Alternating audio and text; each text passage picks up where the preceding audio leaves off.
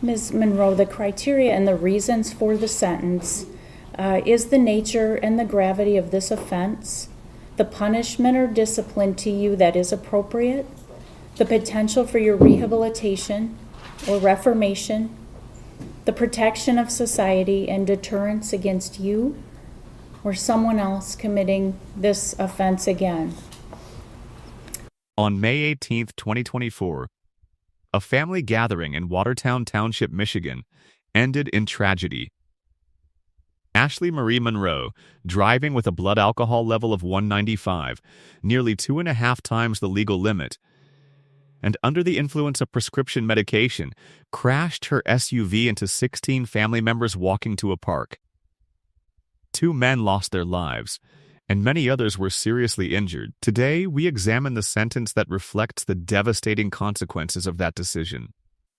First of all, I would like to thank all of the individuals from the family who spoke today, everyone, and I'll just briefly recap what each person said. Ms. Evans testified about the fear that she had when she realized she had been involved in this accident for herself, for her daughters.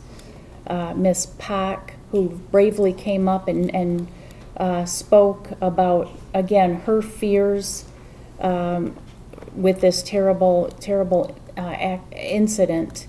Captain Tiefel, who spoke on behalf of the Firefighters Union, talking about losing a brother that day in John, and he made a statement that was particularly poignant to this court.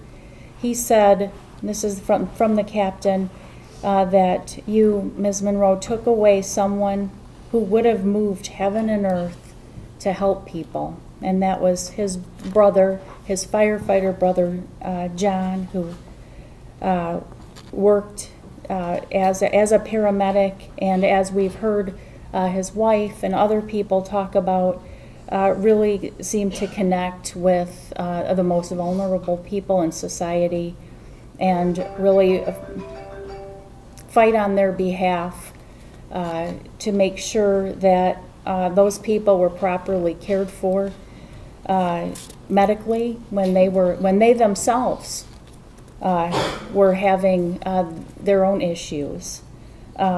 And Ms. Monroe, it sounds as if had the situation been different, and he would have cared for you too in that incident.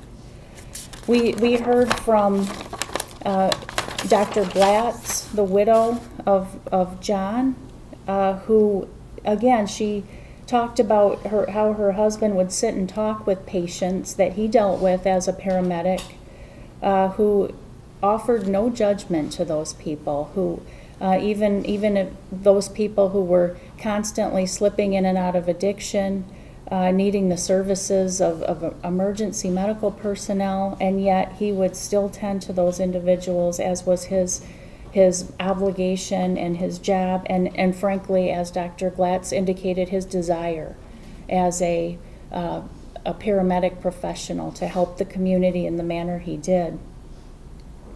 We heard from Mrs. Ash, John's mom, who talked about the kindness of her son and how he cared for others, and that was exemplified in everyone's statements today about John and Dan, and how again, this family has lost such a great deal in losing these 2 men, and having other members of the family, including the youngest members, be injured, and what it sounds like facing a long and painful road to recovery. We heard from Ms.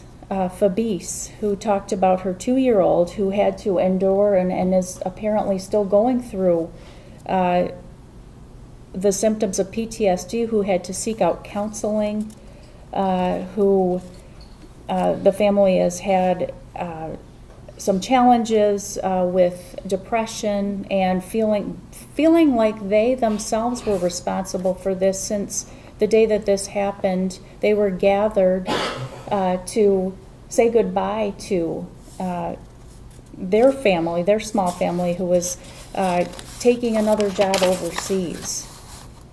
And we heard from Mr. Esch, from John's brother, who really eloquently said, in addressing you, Ms. Monroe, what you're getting today is nothing like what our relatives have been going through for the past 515 days. So in other words, the sentence today, and I think other family members said this, this family is going to have to live with the memories of this terrible, terrible, tragic day for the rest of their lives, whether it's from their own memories of the incident, of the crash, of themselves, their family being injured and killed. A number of these family members have talked about reliving those moments in their lives and not being able to see a day where they don't either experience the physical pain or the mental pain of reliving those moments. Mr. Esch also talked about the fact that, again, the powerlessness of himself not being able to help some of the victims, while his wife, on the other hand, was performing CPR in a failed attempt to revive her brother-in-law.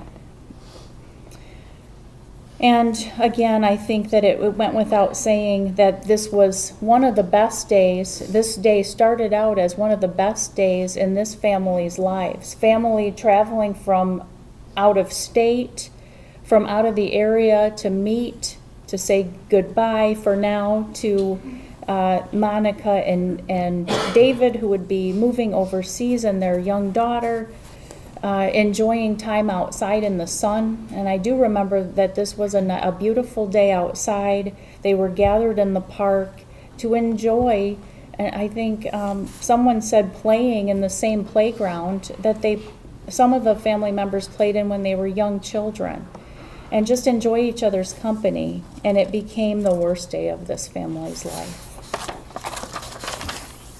We heard from Mrs. Harris, Dan's wife, who talked again about her own horrific injury, her own struggle for survival.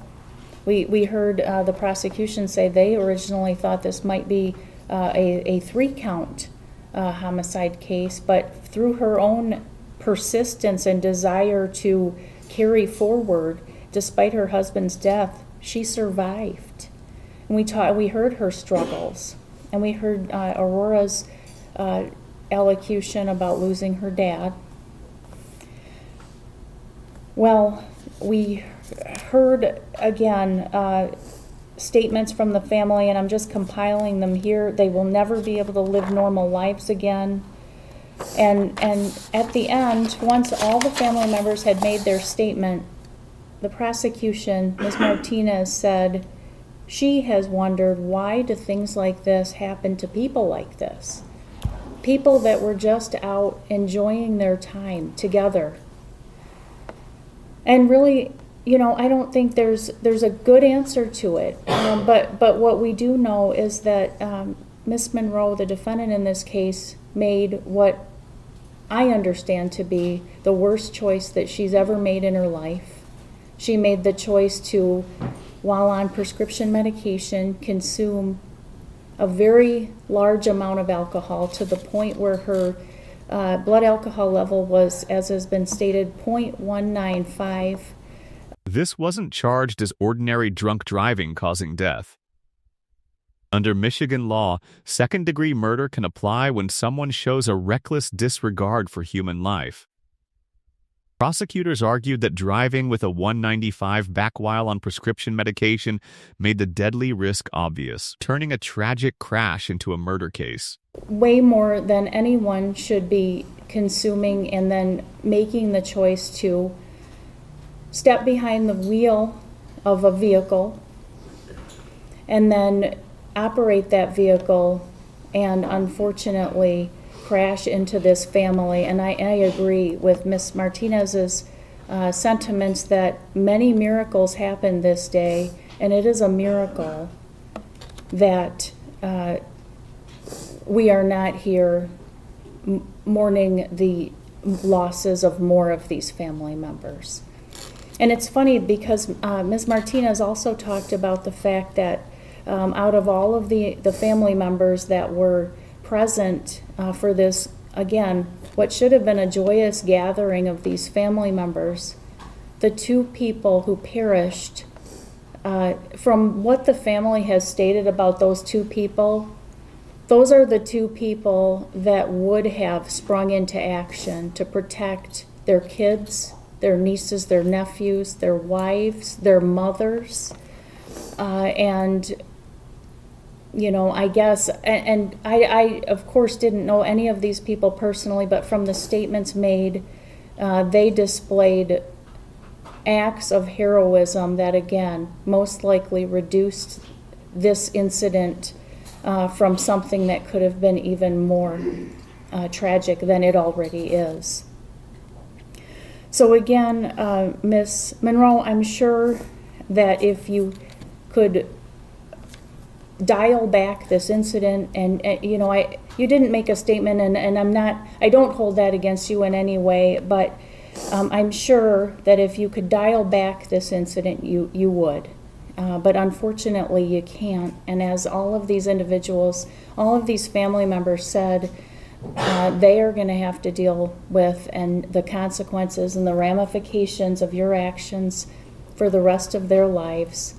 And I don't know that there's an explanation for what happened other than your choices that day. But I do know that something like this cannot happen again. Not here in this community, not here in Clinton County, not here in the state of Michigan, not ever. And so I do need to sentence you to a sentence that will not allow that to ever happen, not allow you to make these same choices again. I have reviewed the recommendation that's been provided to this court from the Michigan Department of Corrections. I believe it is in line with what the plea agreement is. And once again, I note that your sentencing guidelines permit me to sentence you from somewhere between 18 years to 31 years on the minimum, up to a longer term. And the recommendation provided to me by the Michigan Department of Corrections accounts for, yes, your criminal history, which you do not have any criminal history to speak of, but it also accounts for the horrific acts that occurred on this day on May 18th, 2024. And their recommendation for the homicide murder second degree charge is 30 years to 60 years. With credit for 515 days served. Monroe received 30 to 60 years in prison under Michigan's indeterminate sentencing system. She must serve at least 30 years before becoming eligible for parole. Despite having no prior criminal record, the court focused on the devastating impact on 16 victims and found no basis for leniency. And I intend to follow that recommendation. So as to the Count 9 homicide murder second degree, I sentence you to the Michigan Department of Corrections for a period of 30 years to 60 years with credit for 515 days served. You must pay the court costs in the amount of $350. You must comply with DNA testing and pay a $60 fee as ordered. You must pay a $68 state cost. And this will be served concurrently with all of the other counts. This is count 1 through 8 of operating while intoxicated, causing serious injury. You will serve that sentence in the Michigan Department of Corrections for a period of 2 years to 5 years with credit for 515 days served. Those counts will be served concurrently with each other and concurrently with the second degree homicide sentence that I just handed down. You will not have any verbal, written, electronic, or physical contact with any of the victims in this particular case, and all of the victims' names are listed in the pre-sentence investigation report. You will not have that direct contact or be within 500 feet of their residence, school, or place of employment. You must pay restitution the amount of $73,128.44. $66,093.44 will be payable to Auto Club Insurance Association. $7,035 will be payable to the Michigan Department of Health and Human Services, and you must execute a wage assignment to pay restitution if you are employed and miss 2 regularly scheduled payments. You must pay $544 in state costs, comply with DNA testing, and pay attorney fees as ordered. And these fees will be determined. So I want to say one more thing as to your sentence with the Michigan Department of Corrections. This does not, again, not to minimize any of the family members who came in here and talked about the fact that for the rest of their lives they will relive the moments of this tragedy. But Ms. Monroe, I know you are going to a place, and I noticed in your pre-sentence investigation report, and I also noticed, but based on some of the certificates that you presented the court, that you do have, and I think it's obvious, a substance abuse issue that is the reason, one of the reasons why this terrible thing happened. I implore you to take advantage of any possible rehabilitation that might be offered to you within the correctional facility that you will be sent to, and you have a long time to serve, and I implore you to serve it wisely by making sure that this never happens again, and that no one else, and that this sentence deters anyone else from engaging in this type of reckless conduct.